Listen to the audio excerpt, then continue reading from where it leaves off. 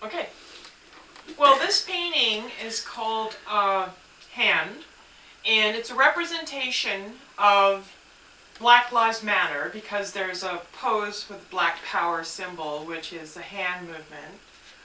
And this colorful painting is an ode to Black Lives Matter, which is significant right now considering all the conscious raising that's happening around racism in Canada and America. This painting is called Frustration. Frustration is a painting regarding when my mother was missing in Nicaragua for 6 months, and we couldn't find her, and we had no way of actually reaching her. And so my whole process with dealing with dealing with the Nicaraguan embassy and dealing with the Canadian embassy was very frustrating and confusing. So this is my representation of that experience.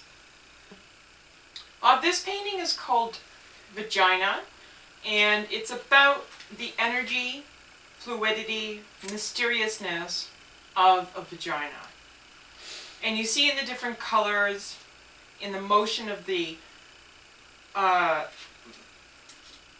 messaging on the painting, that it's about energy and transferring of energy that a vagina is possibly capable of doing. This painting is called Calm, and I'd like the viewer to look at my painting and notice the basic colors of white, gray, black, and orange. And these colors represent a calming, structural relationship to the viewer.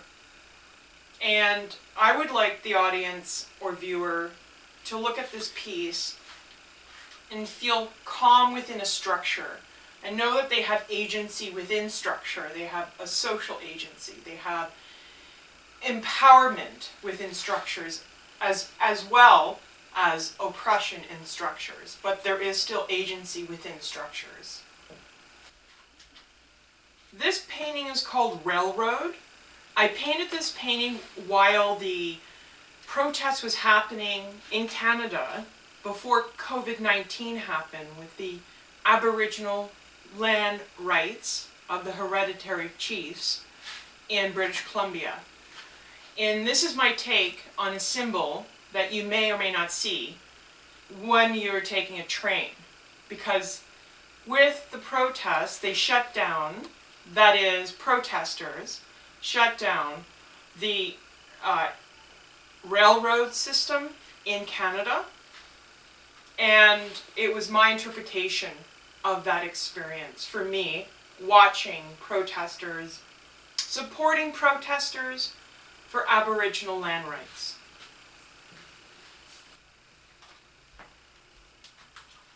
This particular piece is called Sacrifice. Currently, we're in phase 2 of the COVID-19 reopening of businesses and society. And when I painted this picture, it was actually in the midst of the lockdown. So the crosses, the abstract crosses, I think for some people mean a sacrifice. And it's talking about possibly Jesus in a way, in terms of their sacrifice, that person's sacrifice, whether fiction or non-fiction. It's a representation of all the sacrifice that 37 million Canadians made to appease the Liberal Canadian government in 2020. This piece is called Ex-Girlfriend, and I did this piece while I was being dumped by my ex-girlfriend, and I needed closure at the time.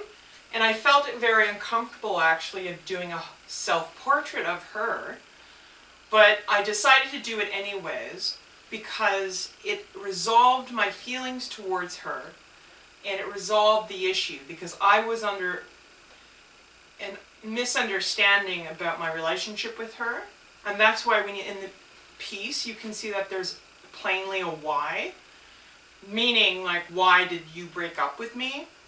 So after doing this piece, I felt completely resolved and happy that it was done.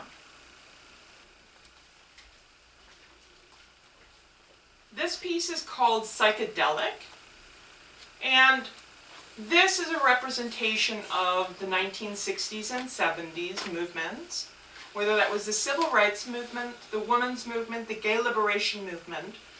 It's a tip of the hat to all those social, ideological, cultural, political progressions that North America experienced during the 1960s and 70s.